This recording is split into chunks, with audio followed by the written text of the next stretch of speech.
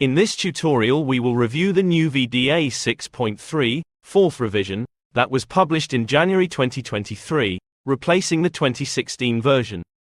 The new and improved VDA 6.3 includes several notable and impactful changes. We will review what stayed the same versus what changed, how the software and purchasing requirements were integrated into the questions. At the end we will also have an overview of the commonly asked question and answers.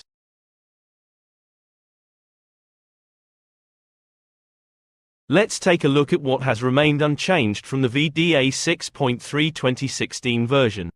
The structure of the questionnaire and the application of process elements P2, P7, the classification system A, B, C for overall assessment, the evaluation model for individual questions 10, 8, 6, 4, 0, the turtle model, and the downgrading rules from A to B or A to C.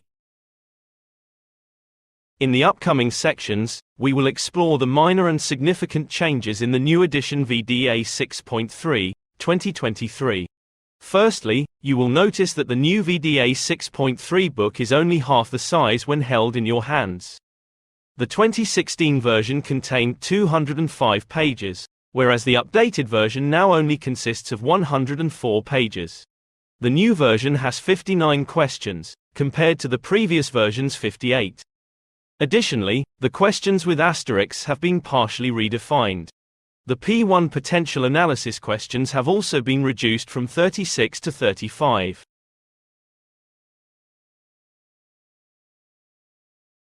The following chapters were deleted from the 2016 version and not included in the 2023 version.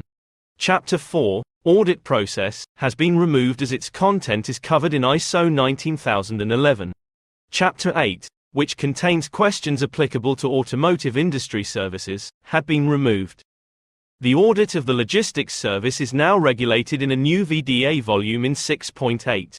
The EU 7% evaluation for transport and material handling is also removed from Chapter P6. And Chapter 10, Best Practices, Lessons Learned, was also deleted. The glossary has also been removed and moved to a comprehensive online glossary on the VDA QMC platform. As recent industry trends evolve, the new VDA 6.3 questionnaire addresses software considerations, reflecting industry reliance on software in automotive processes. The significance of software quality assurance requirements is becoming increasingly prominent. Almost all the process elements P2 to P7 now include software requirements. The content of the P elements also aligns with automotive SPICE and quality planning. Example, VDA MLA and/or APQP for an integrated quality management system. We will now focus on the procurement activities added to P3 and P4. P5 focuses on the complete supplier management process and was unchanged, but more emphasis is now placed on the project planning, development and implementation phases in P3 and P4, where the actual procurement activities are happening. Question P3.4 has been added to the P3 section with a request to identify the systematic approach for planning and monitoring procurement activities for compliance. Question P4.4 emphasizes that the supplier is capable and released before your internal SOP. You will also notice that both P3.4 and P4.4 are asterisk questions, emphasizing a high risk if the requirement is not implemented effectively. VDA has now added the opportunity that VDA 6.3 process audits can be done remotely, or as a hybrid audit, meaning partially on-site and partially remotely, but the preferred method is to do the audit on-site. The feasibility of remote or hybrid audit activities can depend on multiple factors, such as the level of risk in achieving the audit objectives, the criticality of the product, the risk regarding quality, the actual performance of the organization to achieve its KPIs, and the maturity level of the project.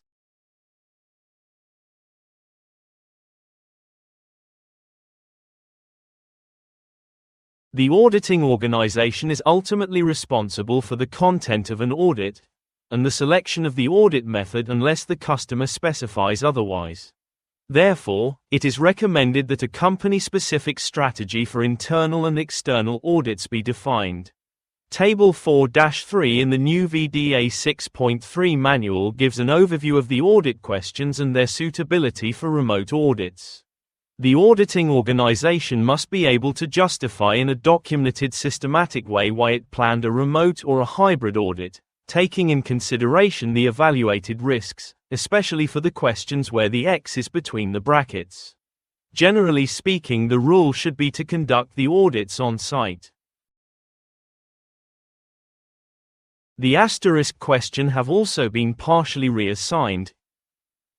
In the process elements, questions involving special risks in terms of product and process are identified by an asterisk.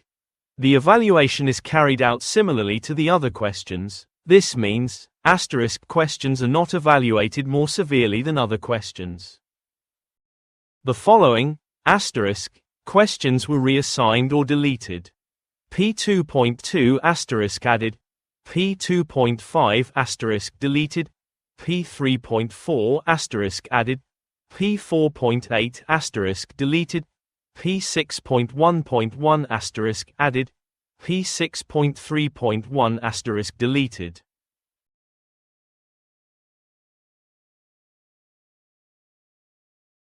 The questions regarding P1 potential analyses were also partially reallocated. So, let's review the changes. The applicable potential analyses questions are identified in the column next to the P questions and identified with an X. The first change was made in P2, where the P2.5 question related to purchasing activities in the project phase is no longer applicable, and the question was shifted to P3.4, on how the procurement activities are planned and monitored for compliance, which is more relevant and where you will ask more theoretical questions related to their supplier selection. The following realignment were also made to the allocation of the potential analyses questions. P2.7 question were completely deleted from the questions. P5.2 and P5.4 were removed. P6.1.5 was added, P6.3.2 was added and P6.3.3 was removed. And P6.6.3 was added. So, in conclusion, 36 potential analysis questions were assigned to the 2016 version, and 35 are now assigned to the 2023 version. The evaluation classification has also been reduced from 14 questions to 12 yellow questions to decide if a supplier should be barred or conditionally approved, and the questions for fully approved suppliers have been reduced from 7 to 6 yellow questions allowed. Just a reminder that the P1 questions use the traffic light system, and the P2-P7 use a point system. Now we will review the following questions and answers. By when should the currently qualified VDA 6.3 auditors complete the 2023 upgrade training? The currently qualified VDA 6.3 auditors must complete the mandatory 4 hours training by June 2024. The training can either be completed online until the 31st of December 2024 or web-based. Please only do the training through registered VDA QMC licensed partners. Are the audits conducted according to the VDA 6.3 2023 edition directly comparable to the results of audits carried out in accordance with the previous edition from 2016? Unfortunately, the results of audits conducted according to the VDA 6.3 2023 edition are not directly comparable to the results of audits carried out in accordance with the previous edition from 2016, due to the changes and the evaluation of the questions. Is it a requirement to use the VDA analysis tool? It is highly recommended to purchase the new VDA Analysis Tool 2.0.